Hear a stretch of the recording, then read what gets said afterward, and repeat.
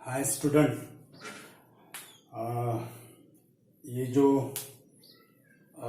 Articles है ये 11 का पहला जो चैप्टर है that is units and measurement.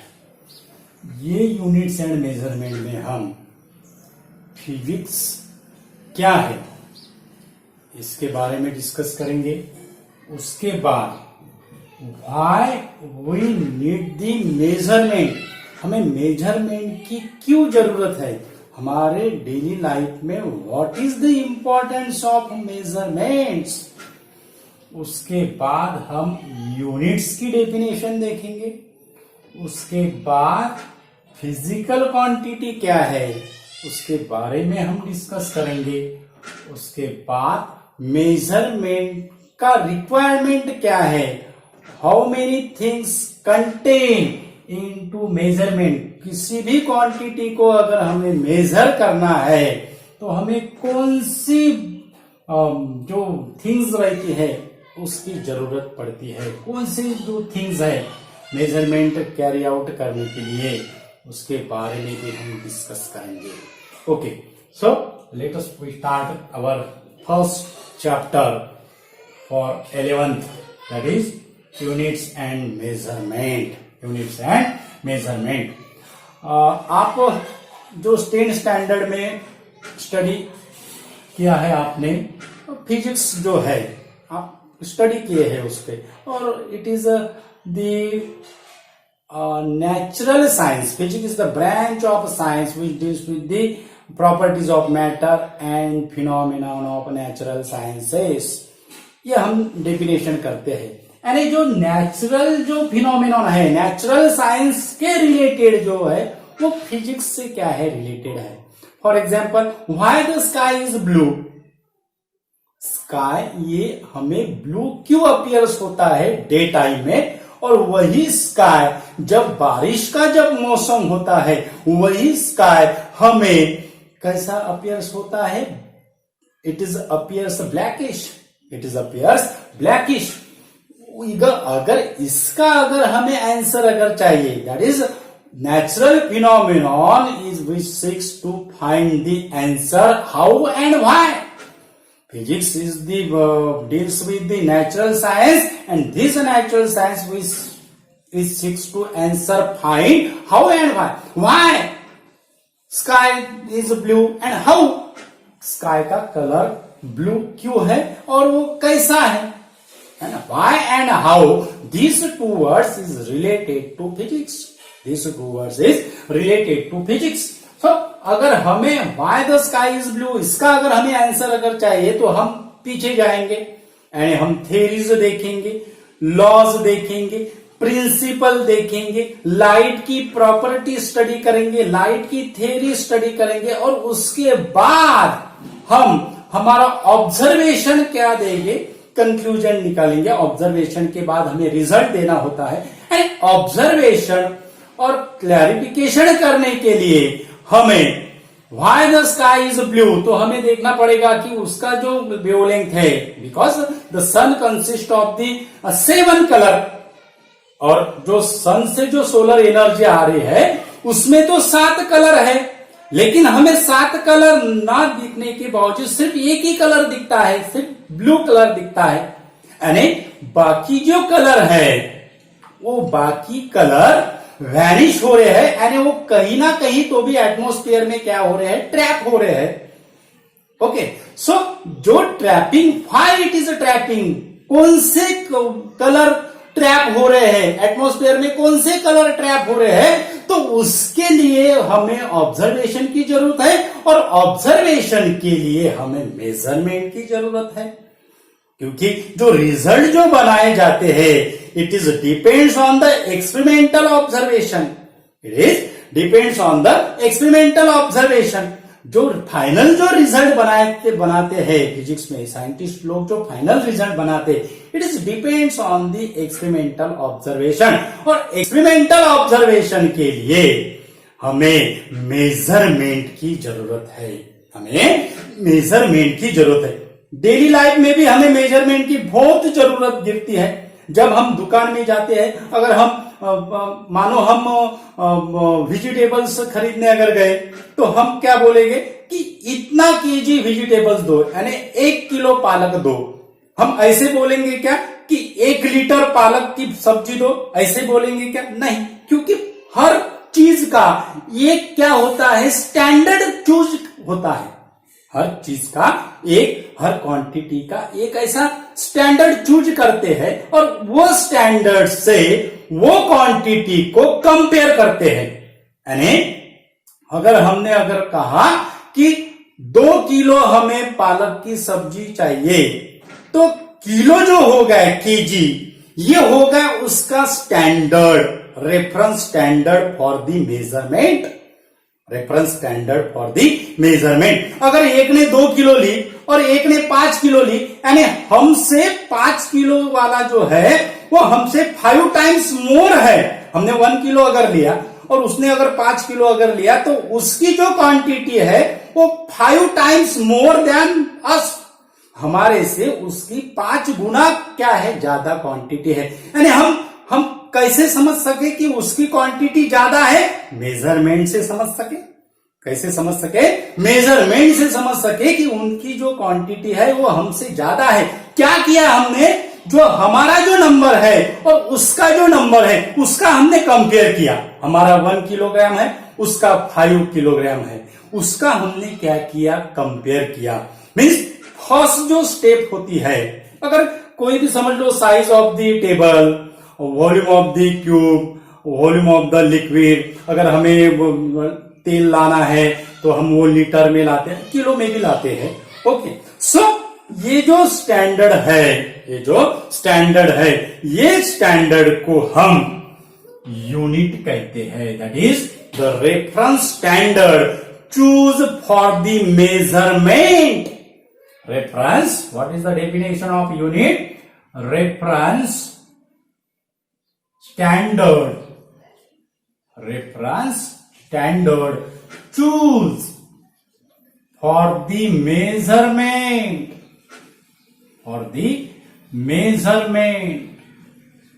reference standard choose for the measurement are called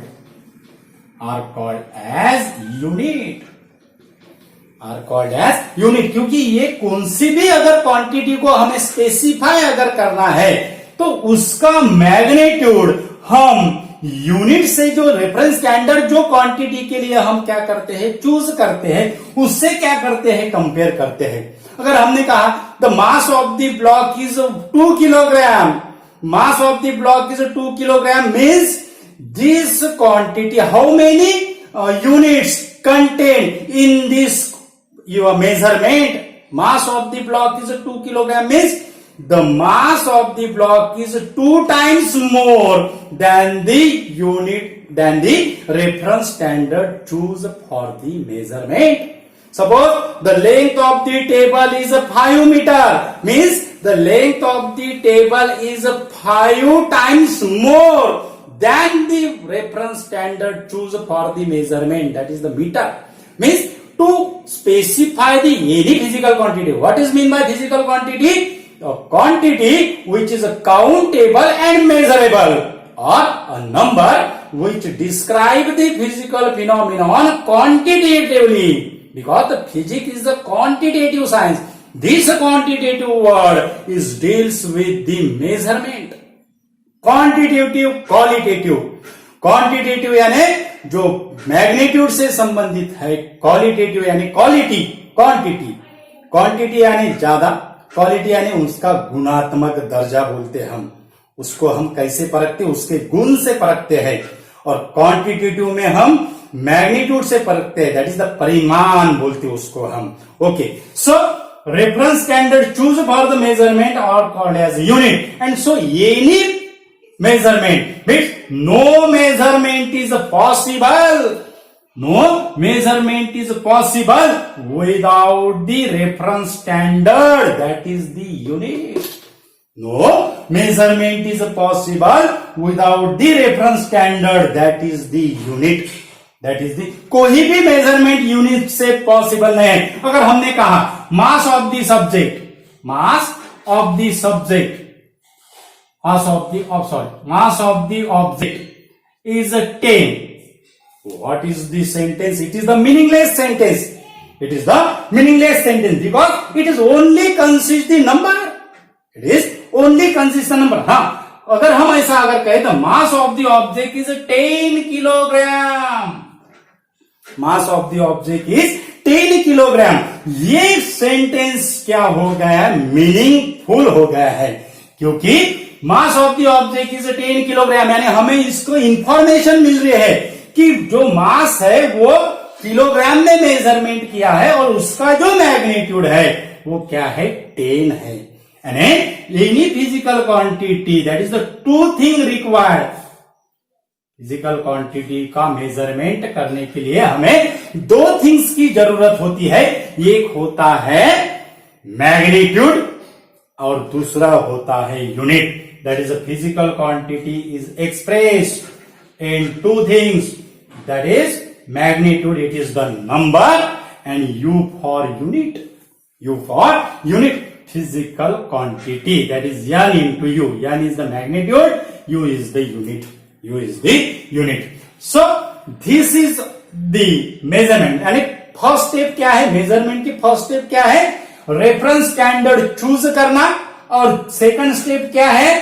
how many unit contain for that measurement. वो reference standard में कितना यूनिट जो क्वांटिटी का कंटेन है उसका क्या रहता है? इन्वॉल्वेशन रहता है. उसका क्या रहता है? इन्वॉल्वेशन रहता है. That is the physical quantity express in n into u. Okay, so अगर हमें मोमेंटम अगर मेजर करना है, सपोज हमें मोमेंटम मेजर करना है, हमें पता है कि मोमेंटम का जो फॉर्मूला है, मोमेंटम का जो फॉर्मूला है that is mass into velocity. Mass into velocity. Momentum का अगर हमें मेजरमेंट करना है तो हमें मेजरमेंट करना होगा मास का. हमें मेजरमेंट करना होगा मास का और हमें मेजरमेंट करना होगा वेलोसिटी का. हमें मेजरमेंट करना होगा वेलोसिटी का. वेलोसिटी को हम स्पीड बोलते हैं. Velocity is the vector, speed is the scalar. बाद में हम डिस्कस करेंगे उसके बारे में डिटेल में. सो बट वेलोसिटी की अगर हमने डेफिनेशन अगर देखी तो speed that is equal to distance upon time. अगर वेलोसिटी अगर मेजर करना है तो हमें डिस्टेंस का मेजरमेंट लेना पड़ेगा और टाइम का मेजरमेंट लेना पड़ेगा. यानी हमें मास के साथ साथ हमें वेलोसिटी मेजरमेंट करने के लिए लेंथ मेजर करना पड़ेगा. Distance is measured, it is a length. And time का भी मेजरमेंट करना पड़ेगा. बराबर है. यानी जो मोमेंटम अगर हमें मेजरमेंट करना है तो हमें mass, length and time, mass, length and time, इसका हमें मेजरमेंट करना पड़ेगा. यानी mass, length, time, it is the standard, it is the reference standard choose for mass. One reference standard choose that is the unit kilogram. Length, it is the other reference standard for length, that is the meter, and for time it is the other third reference standard, that is the second. That is the second. Mass, length, time, it is the base unit. These are the base unit. Mass, length, time are the base unit. ये जो तीन जो quantity है, mass, length, time, are the base unit. इसको हम base unit कहते हैं. इसे हम फंडामेंटल यूनिट्स कहते हैं. पहले एमकेएस जो अपना सिस्टम आपने पढ़ा होगा, बाद में हम डिस्कस करेंगे. तो पहले ये जो मास, लेंथ, टाइम थे, ये तीन ही यूनिट थे, तीन ही क्वांटिटी थी. और 1960 के बाद and 1960, after the 1960 the other unit is involve in the third with three quantity, and that is the ampere, that is unit of electric current. एक 1960 के बाद इलेक्ट्रिक करंट भी क्या होगा? इन्वॉल्व हो गया. और बाद में फिर ऐसे इन्वॉल्वेशन, यूनिट का इन्वॉल्वेशन ऐसे बढ़ते गया. जैसे जैसे ब्रांच क्या होती गई, डेवलप होती गई। ये मास लेंथ टाइम, ये सिर्फ हम मैकेनिक्स जो रहता है, फिजिक्स की जो ब्रांच है mechanics, classical mechanics old branch है, उसमें हम मास लेंथ टाइम का यूज करते हैं। यानी सभी जो क्वांटिटीज है मैकेनिक्स में, वेलोसिटी हो गई, एक्सेलरेशन हो गए, फोर्स हो गए, वो सभी क्वांटिटी का मेजरमेंट हम मास लेंथ टाइम से क्या करते हैं, मेजर करते हैं। वो सभी क्वांटिटी के लिए, मैकेनिक्स के सभी क्वांटिटी के लिए तीन ये जो क्वांटिटी, ये बेस यूनिट हम यूज करते हैं। ये हम क्या करते हैं, बेस यूनिट क्या करते हैं, यूज करते हैं, मास लेंथ टाइम। और जैसी ब्रांच डेवलप हो गई, यानी इलेक्ट्रिक की ब्रांच आ गई, तो ये तीन क्वांटिटी में अदर क्वांटिटी इन्वॉल्व होती है, that is the electric current, that is the electric current. So mass length time are the base unit. Okay, अगर हमको स्पीड अगर मेजर करना, और हर क्वांटिटी के लिए हम डिफरेंट रेफरेंस स्टैंडर्ड चूज करेंगे क्या? नहीं। एक्सेलरेशन के लिए स्पेशल रेफरेंस स्टैंडर्ड चूज किया है क्या? नहीं। वेलोसिटी के लिए स्पेशल स्टैंडर्ड चूज किया है क्या? नहीं। फोर्स के लिए स्पेशल स्टैंडर्ड चूज किया है क्या? नहीं। यानी हर क्वांटिटी की, each quantity we does not require the separately और इंडिविजुअली रेफरेंस स्टैंडर्ड। सभी जो क्वांटिटी है, फोर्स हो गया है, पावर हो गया है, वर्क हो गया है, वेलोसिटी हो गया है, मोमेंटम हो गया है, प्रेशर हो गया है, वो सभी के सभी का जो मेजरमेंट है वो क्वांटिटी का, वो मेजरमेंट हम मास लेंथ टाइम का मेजरमेंट से ही क्या कर सकते हैं, मेजर कर सकते हैं। क्या कर सकते हैं, मेजर कर सकते हैं। ओके, सब जो क्वांटिटी है मीन्स हमारे जिंदगी में मेजरमेंट की क्या है, बहुत क्या है, अहमियत है। ठीक है। और उसके बाद आपने 10th स्टैंडर्ड में सिस्टम ऑफ यूनिट पढ़ा होगा, system of unit, system of units. अब ये जो यूनिट्स है, ये यूनिट्स एक सेट में, ये जो यूनिट्स है ये एक सेट में जो कंटेंट रहते हैं, एक सेट तैयार किया जाता है, उसे हम सिस्टम ऑफ यूनिट्स कहते हैं। Mass length time are the base unit, और उसके लिए 3 सिस्टम ऑफ यूनिट्स है। पहला है MKS, आपका 10th स्टैंडर्ड में हुआ होगा, MKS, mass length time in MKS। This is the metric system. MKS, it is the metric system. This metric system in length is measured in meter. Length is measured in meter. Mass is measured in kilogram. That is the kilogram. And time is measured in second. Time is measured in second. That is the 3 base quantity, mass, length, time. In MKS, it is the metric system. In MKS, length is measured in meter, mass is measured in kilogram, and time is measured in second. Means SI system जो है, हम discuss करेंगे international system of unit. जो SI system है, वो SI system MKS system पे क्या है, बेस है। It is basis on the MKS system. Okay, then next जो सिस्टम है वो है CGS। नेक्स्ट जो ये आपका 10th स्टैंडर्ड में हुआ है student, CGS। CGS, in CGS system, it is also the metric system. It is also the metric system. CGS, that is the length is measured in centimeter. Length is measured in centimeter. Mass is measured in gram. Mass is measured in gram. G for gram. And time is measured in second. Time is measured in second. And centimeter and that it is the part of 100 part of the meter. Centimetre यानी कौन सा part है, 100 part of the metre. Okay, so gram यानी it is the 1000 part of the kilogram. It is the 1000 part, 1/1000 fraction है, 1/1000, that is 1000 part of the kilogram. And second यानी it is the 1/86400 part of the mean solar day.